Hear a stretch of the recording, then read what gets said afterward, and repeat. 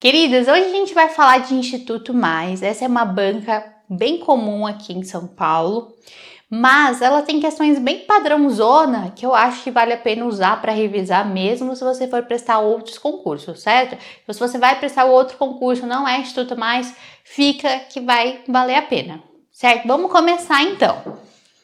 Seguinte, hoje a gente vai falar de Instituto Mais, vamos começar fazendo uma análise do que mais caiu, então fiz uma análise das últimas provas para separar aqui o que é mais importante de fato e depois a gente vai responder questões desses assuntos aqui que são bem cobrados, certo? O que eu classificaria como muito importante para Instituto Mais em quantidade de questões e também na frequência, né, que apareceram nas últimas provas. Colocaria aqui, ó, a anatomia dental. Esse é um assunto que não costuma ser tão cobrado entre as bancas, mas o Instituto Mais gosta de cobrar. Então, característica dos dentes, características comuns dos dentes. Essa, inclusive, é uma aula que tem no YouTube, vocês conseguem assistir. Características individuais dos dentes, comparação com dente descido, tudo isso é valioso para essa prova.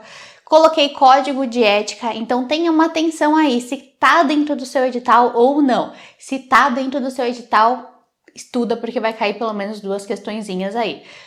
Código de processo ético também tá gostando de cair e esse é o tipo de questão, né? Código de ética no geral é questão que não dá para perder porque é muito tranquilo. E coloquei em terceiro aqui saúde pública, mas em quantidade é porque saúde pública acaba sendo um pouquinho abrangente, né? Se a gente colocar assim saúde pública, nossa, pode entrar uma infinidade de coisas. Mas essa banca gosta demais da conta de saúde pública.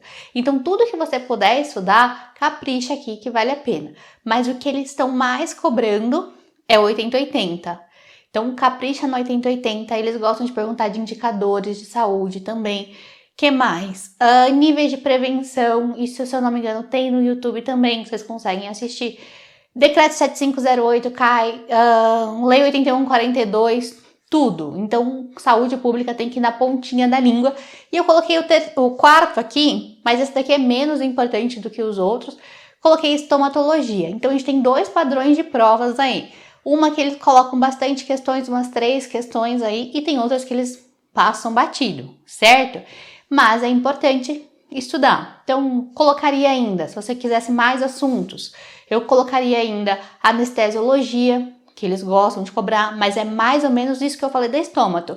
Tem prova que despenca e tem prova que não cai nenhuma. Então, tanto característica dos anestésicos, complicações e técnicas, tá? Eu acho que isso daí já vai direcionar vocês para a prova de uma forma bem bacana. Vamos começar com as nossas questões? Vamos começar com uma que eu coloquei aqui como a anatomia dental, mas saber aí característica de esmalte, dentina, cemento, tudo vai ser muito importante. Vamos respondendo juntos. Aqui ele quer saber então, ó, sobre dentina secundária, é correto afirmar? Vamos relembrar primeiro os tipos de dentina que a gente tem. Então a gente tem a primária, secundária e terciária. Vamos lembrar que o nome também ajuda a gente a lembrar. Então, a primária vai ser aquela que vai ser formada enquanto o dente está sendo formado também, ou seja, até fechar o ápice. Então, no momento que fecha o ápice, paralisa a dentina primária e começa a secundária. Como a produção de dentina é dessa forma... Vamos voltar aqui. Como a produção de dentina é dessa forma, né, ela vai produzindo e vai jogando mais para cima. A primária acaba ficando lá pertinho do esmalte e as que forem formadas depois vão ficar mais pertinho da polpa. Daí a secundária, então, ela vai ser formada durante o desenrolar da vida. Então, ela depois que fecha o ápice, vai formando secundária. Então, a gente pode falar que quanto mais velho for aquele dente, mais dentina secundária ele vai ter. E como ele vai sendo produzido aqui, ó, ao redor da polpa, ele vai meio que pegando o espaço da polpa também. Então, dessa forma, a câmara pulpar vai diminuindo e vai aumentando a quantidade de dentina secundária. Mas essa daí é fisiológica ainda, diferente da terciária. A terciária acontece quando a gente tem algum estímulo patológico, algum trauma acontecendo ali. E aí, o que é o nosso dente perfeito, né? O que ele vai pensar? Polpa, deixa que eu te protejo. Eu vou produzir aqui dentina, a gente diminui o seu espaço, né? joga a polpa mais para lá e vai protegendo o dente. Então, dessa maneira, ele impede, dificulta que o estímulo chegue naquela região. Então, a gente pode pensar em cárie, em desgaste, né? Um dente com bruxismo, por exemplo, pode acontecer, com trauma, tudo isso. Tudo que for patológico aí, tiver um estímulo patológico, gera terciário, certo? Então vamos lá, então vamos procurar, deixa eu só lembrar, ele quer saber o que é correto. Na primeira ele fala assim, é a dentina formada antes da conclusão da formação da coroa. A secundária é depois que fecha o ápice. Então aqui seria mais ou menos uma definição da primária, mas para ficar certinho a gente teria que falar antes da conclusão da formação da raiz. Essa daqui não poderia ser. Vamos para B. Os mesmos odontoblastos que formam a dentina primária permanecem funcionais e produzem a dentina secundária. Essa daqui seria a nossa resposta correta. Então, como que funciona, né? E por que ele está fazendo essa distinção? Então, sempre odontoblasto que vai produzir dentina, né? E como aqui a gente tem até depois que vai produzindo a dentina, a gente ainda tem alguns odontoblastos que ficam lá, eles vão produzir a secundária também. Mas é diferente do que a gente tem na terciária. Na terciária eles usam os dois. Tanto o restinho de odontoblasto que ficou lá, quanto as células mesenquimais indiferenciadas que a gente tem na polpa, né? Então, célula mesenquimal indiferenciada, que são as células tronco, né? Ela vira o que o tecido quiser. Pode virar qualquer coisa. Então, que nem eu falei pra vocês, né? A dentina vai falar assim, ó, polpa, tá dando ruim aqui, vamos produzir dentina. Ele vai pegar essa célula mesenquimal indiferenciada, vai transformar em odontoblastos e aí vai produzir a dentina. Isso só na terciária, certo? Daí a primária e a secundária vão ser com os odontoblastos que já estão lá. Então, essa daqui seria correta, mas vamos ver o restante. Ó, na C. Com o avanço da idade, a deposição de dentina secundária leva a uma diminuição da câmara pulpar. Até aqui, ó, tá certo. Falei pra vocês, eles vão produzindo dentina aqui e rouba espaço que a gente tem da polpa, né? Vai diminuindo o espaço da câmara pulpar. Então, a gente pode ver até quando a gente pega um paciente idoso, faz o raio-x, a câmara pulpar fica menorzinha, os canais tendem a ser atrésicos. É por esse motivo. Então, até aqui tá certo. Mas vamos ver o restante.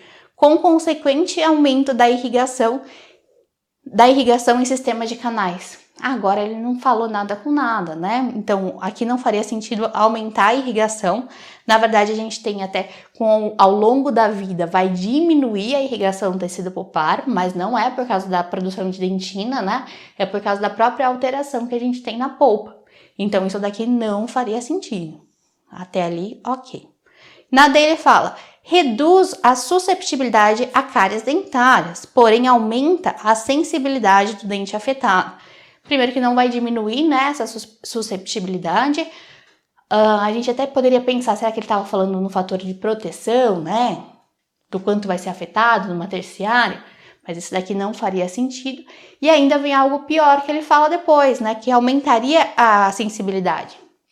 Se está produzindo mais dentina, até pensa aí no paciente idoso também. Está produzindo mais dentina, está diminuindo o espaço do tecido pulpar, diminui a resposta, a sensibilidade também. Ele acaba sendo menos reativo, né? Então diminui a sensibilidade até. Então aqui como ele falou que aumenta, não poderia ser.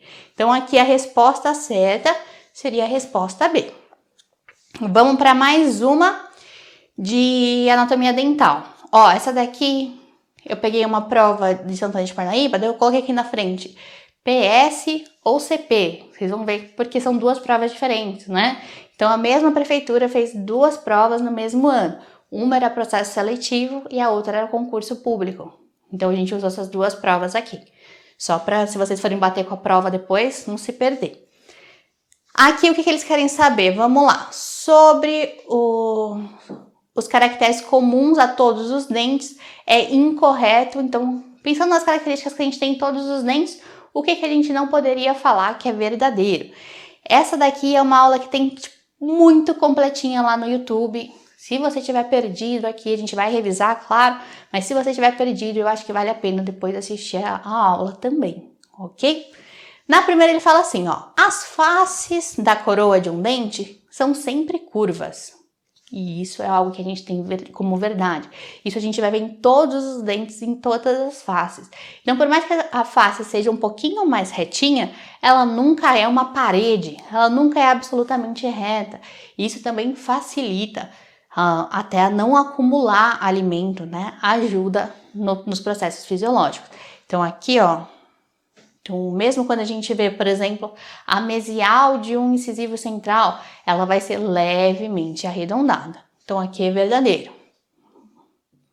Na B, em consequência da convergência das faces de contato paralingual, a face vestibular tem dimensões maiores que a face lingual. Ó, então, essa daqui sempre gera muita confusão, né? Então, sempre que a gente vai pensar na face, a gente vai pensar se ela vai ser maior ou menor e como que a gente vai falar, qual que vai ser o padrão que a gente vai usar. Falando de divergência e convergência.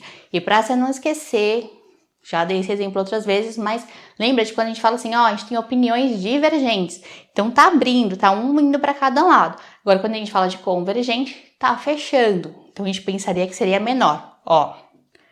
Que nem aqui, tá vendo? Ele tá aqui. Deixa eu só apagar esse pedaço.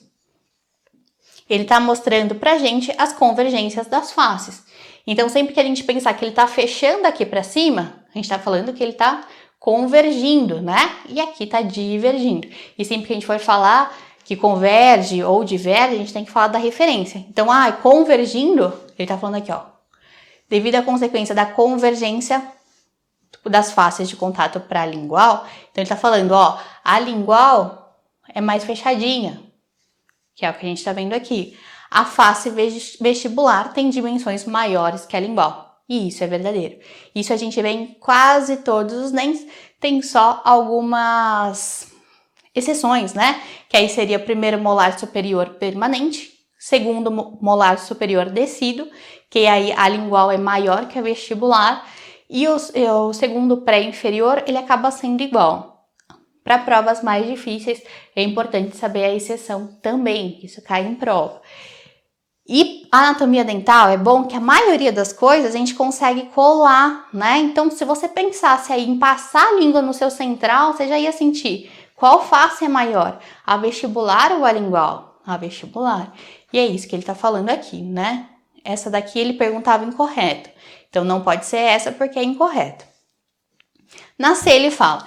Em consequência da convergência das faces livres para a distal, a face mesial possui diâmetros menores que a face mesial possui dimensões menores do que a face distal, em um dente sem desgaste ou com pouco desgaste. Agora a gente vai ver em um outro sentido essa convergência. Deixa eu apagar o rabisco aqui. Quando a gente olha agora pensando o que é maior, mesial ou distal, aí a gente traça aquela mesmo tipo de linha, a gente vai ver que sempre a mesial é maior. Então lembre aí, né? Eu não consegui fazer uma forma da gente memorizar, mas se você... O mais próximo que eu consegui foi maior, começa com M, você vai lembrar de mesial. Depois eu vou dar outra dica também, que ele vai ser mais retinho. A mesial sempre é mais retinha que a distal. Então, só que o problema é que se você lembrar de maior, o menor também começa com M, entendeu? Por isso que ainda não deu perfeito. Se pensar em algum jeitinho de decorar, me fala aí, mas tenta sempre lembrar. Mesial é maior. Aqui, então, ó, tá só para comprovar, né? Então, a vestibular e a lingual, elas acabam se fechando sempre pro lado da distal, o que faz com que a distal seja menor e a mesial maior. Aqui ele falou isso? Não, ele não falou. Até aqui estava certo, né? Eles vão convergir para distal, mas se você desenhasse isso, você já ia ver que as informações não iam bater. Daí ele fala que a mesial tem dimensão menor, mas aí já não bate, né? Se ele está convergindo para distal, automaticamente a gente saberia que ele está falando que vai ficar menor na distal. De qualquer jeito, essa daqui estaria incorreta, mesmo se você não soubesse o conceito. Entende? Só pensando aqui que as informações que ele colocou não se casam. Então, essa daqui é incorreta, mas vamos ver a D. Ele fala assim, por ser menor, com seus limites próximos um do outro, a face distal apresenta-se mais convexa, abaulada, tanto em uma visão frontal quanto numa visão de perfil. Essa outra informação tá correta, né? E é extremamente importante. Então, aqui, ele tá até falando algo que vai em contra a C. Então, não daria para a C e a D estarem corretas. Já era uma dica também. Então, a distal sempre menor e ela sempre vai ser mais arredondada, né? Então, tá falando aqui, ó, convexa.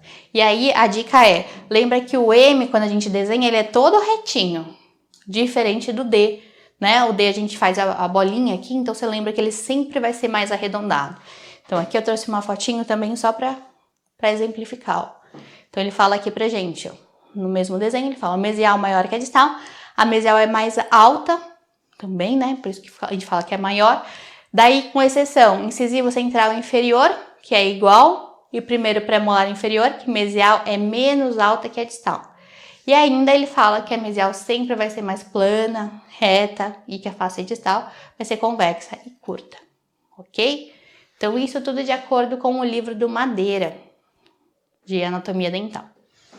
Então, aqui se ele perguntava a incorreta, só pode ser a alternativa C, ok?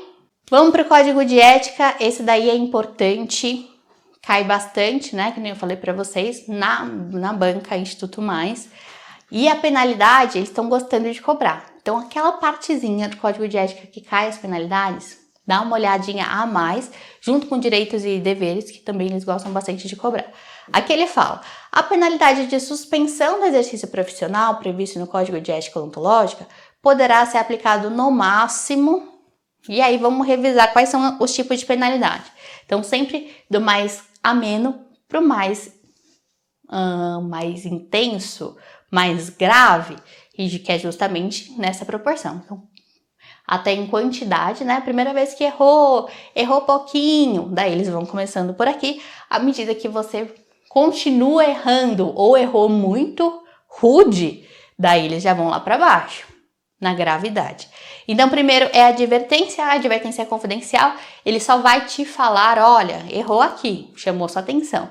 Daí depois tem a censura, a diferença da censura é que eles têm registro disso, né? A advertência não tem, daí a censura é confidencial, tá registrado, mas só você vai saber, né? Você e o CRO. Agora, na censura pública, eles vão fazer uma publicação também, e aí todo mundo consegue ver. Depois disso, tem a suspensão do exercício profissional, que era o que ele estava perguntando aqui. E aí ele coloca pra gente, no máximo até 30 dias. E por último, seria a cassação. Acabou. Daí acabou, né? E aqui, então, não teria como chutar nem nada, tem que saber e ponto, e acabou. E o máximo que poderia ser, então, resposta B, ok?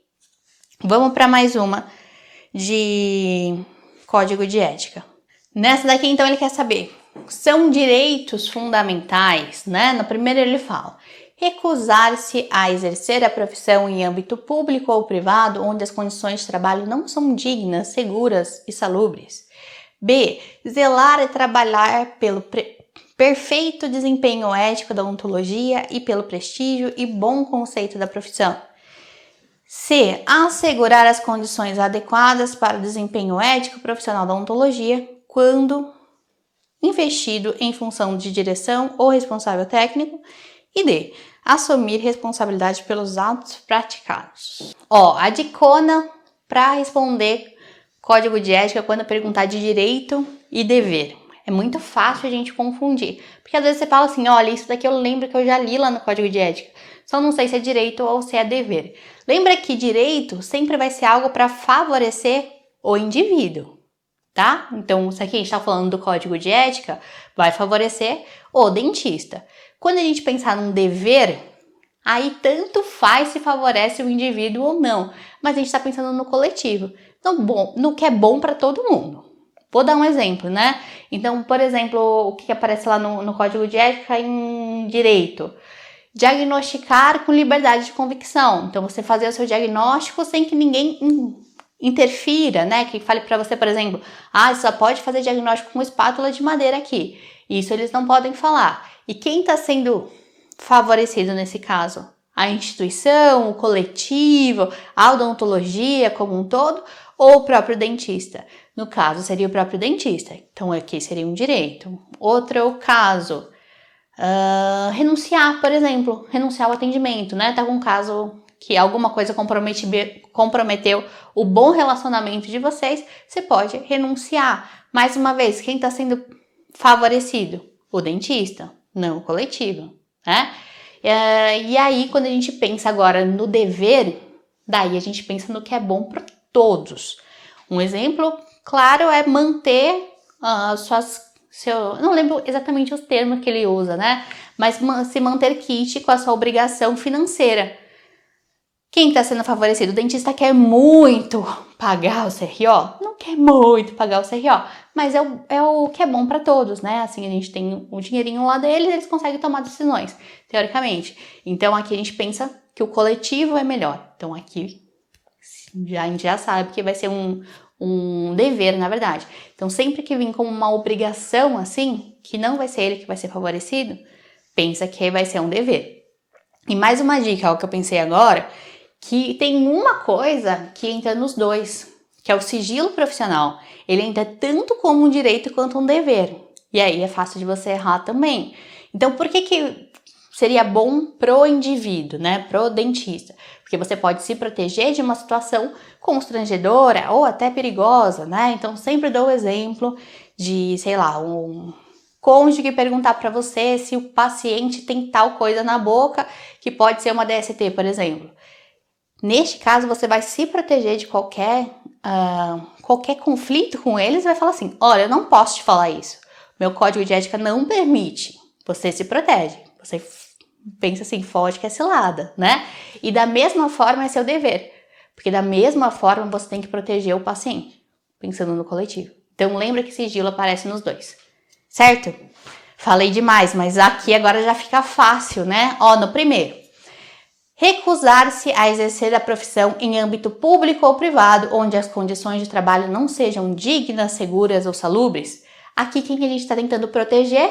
O próprio dentista, né? Então aqui entraria como um direito. Vamos ver se não tem outro melhor, né? Na B, zelar e trabalhar pelo perfeito... Toda hora tô lendo errado isso. Perfeito desempenho ético da ontologia e pelo prestígio e bom conceito da profissão. Esse daqui, na verdade, vai entrar como um dever, né? Então, pensa comigo. Às vezes, ele quer fazer alguma coisa que não é tão ético assim, mas seria bom para ele.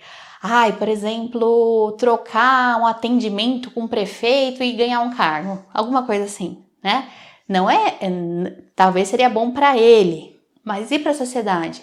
Ele tá ganhando uma vantagem com aquilo. E o bom prestígio da profissão, pensar assim, todo dentista faz falcatrua. Entende? Então aqui a gente está pensando no coletivo, vai ser dever. C. Assegurar as condições adequadas para o desempenho ético profissional da odontologia quando investiram na função de direção ou responsável técnico. Aqui também é dever. Pensa que vai ser uma obrigação, né? Então, às vezes, se você está numa função de responsável técnico, pode ser que determinada coisa seria melhor para sua instituição, mas é ruim para a odontologia no geral. Então, se eu fizesse determinada coisa, poderia aumentar, sei lá, meu faturamento aqui. Mas não é bom com a sociedade no todo. Então, aqui vai ser dever.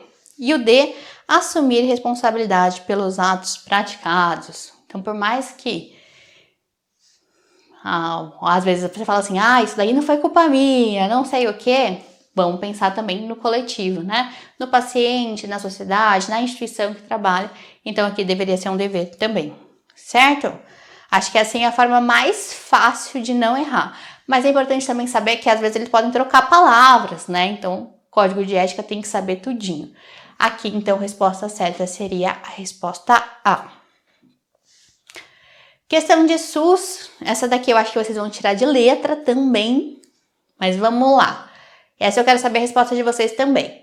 De acordo com o artigo 7º da Lei 8080, TANANã, entendida como um conjunto articulado e contínuo de ações e serviços preventivos e curativos, individuais e coletivos, exigidos para cada caso em todos os níveis de complexidade do sistema.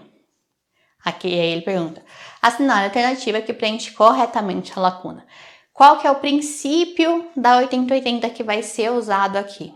Essa daqui também é uma aula que tem lá no YouTube E aí vocês conseguem ver. A gente falou no YouTube, na verdade, a gente não falou especificamente da 80/80, a gente falou dos princípios do SUS como um todo, mas acho que já vai ajudar muito.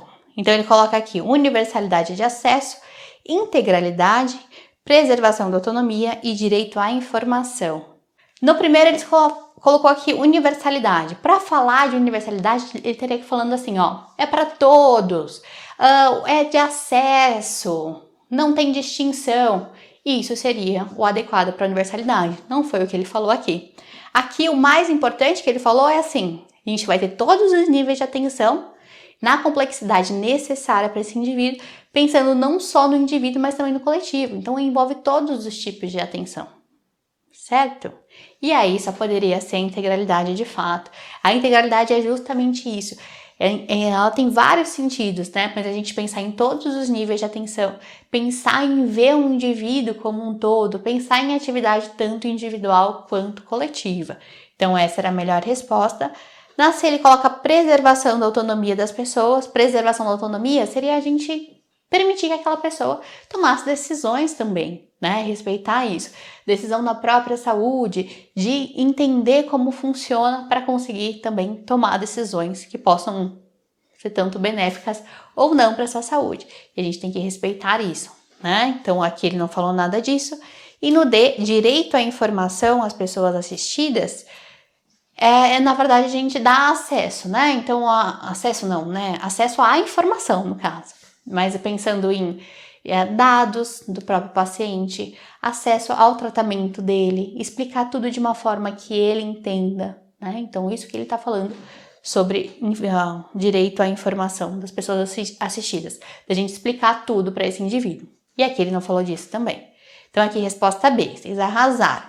Vamos para mais uma de SUS. Essa daqui, ó, prova desse ano, perguntava sobre as UBSs, é correto? Eu já vou lendo e respondendo, mas se quiser comentar qual resposta você colocaria, coloca aí nos comentários. Na A, ele colocou assim, ó, funcionam 24 horas por dia, 7 dias por semana e resolvem grande parte das urgências e emergências, como pressão e febre alta, fratura, corte, infarto e derrame. É isso que é a UBS? Não, primeiro que a UBS nem funciona 24 horas por dia, né? A PNAB, Política Nacional de Atenção Básica, fala pra gente que ela vai funcionar no mínimo 40 horas por semana, né? O normal é segunda a sexta-feira, das 7 às 16. Algumas têm horário estendido. Não é isso.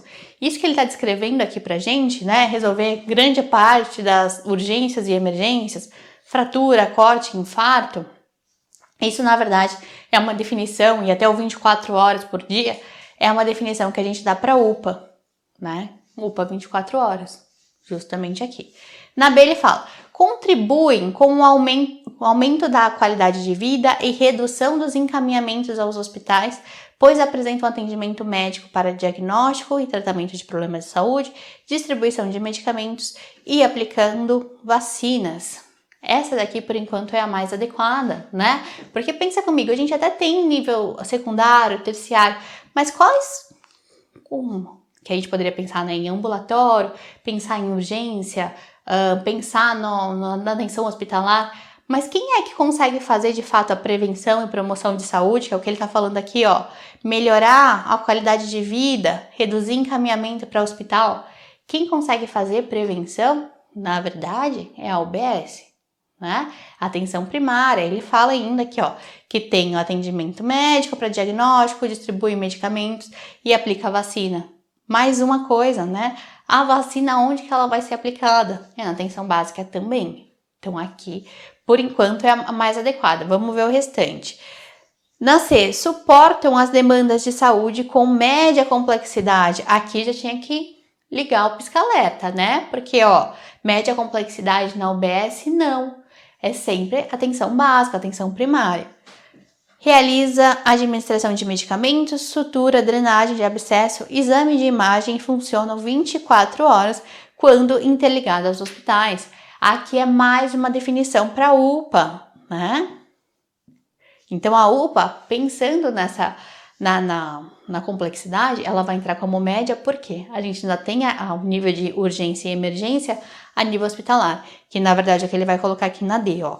Atuam em situação de emergência que necessitam de internação, cirurgia, acompanhamento cirúrgico, exames mais elaborados, maternidade, exames de imagem e casos mais complexos. Aqui seria o que a gente tem na atenção hospitalar. Ok? Então, dentre as opções, essa daqui eu acho que não era uma questão difícil, né? A gente ficaria com a resposta B. Agora vamos para a nossa última, para acabar. Vamos com uma de estomatologia. Essa daqui eu acho que é ok também. Ele coloca sobre a quelite angular, assinale a alternativa correta. Na primeira ele fala assim, pode representar uma manifestação oral da AIDS.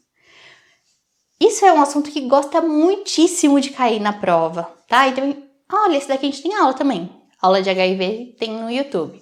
E aí tem as lesões fortemente associadas com HIV, né? E aí tem uma frasezinha para ajudar a decorar, que é casal, leu, pé. Quem inventou isso foi a Yasmin, que era aluna do MOP, agora virou professora do MOP também. E aí, ó, para ficar facinho de decorar. Então, aqui, candidíase, SA, de sarcoma de Kaposi, L, de linfoma não Hodgkin, LEU, de leucoplasia pilosa, e P, de periodontia, né? Então, a gente tem problemas periodontais mais frequentes também. E aí, pode ser uma manifestação? A gente tem a candidíase aqui. E a quelite angular é o que no fim? É um tipo de candidíase. Então, se ele perguntar uma correta, deve ser essa. Vamos ver as outras. B.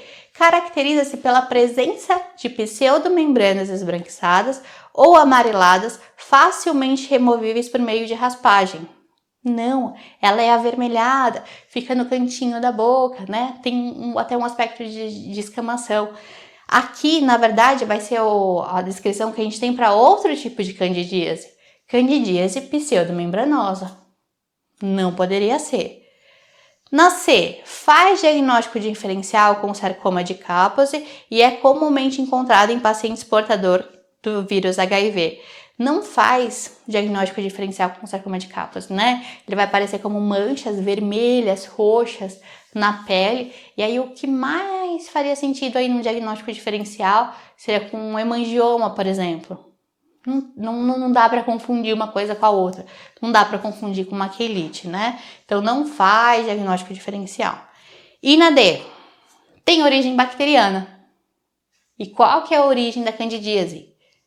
Fúngica, viral, bacteriana? Na verdade, é fúngica, né? Então, não poderia ser.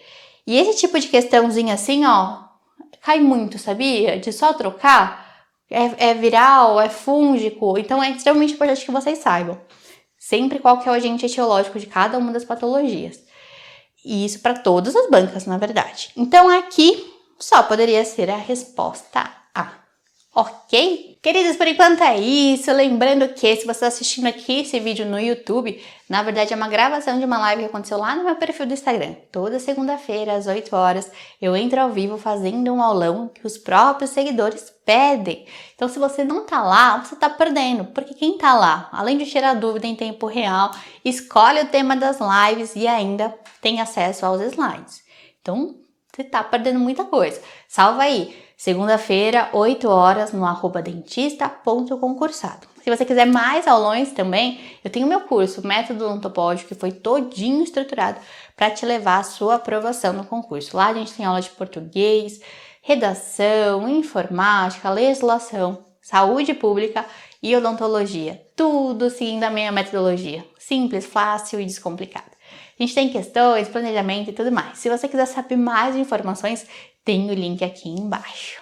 E lembrando também que muitos dos assuntos que eu falei aqui na aula, a gente tem vídeo no YouTube. Então, se você não está inscrito ainda, você está perdendo coisa também.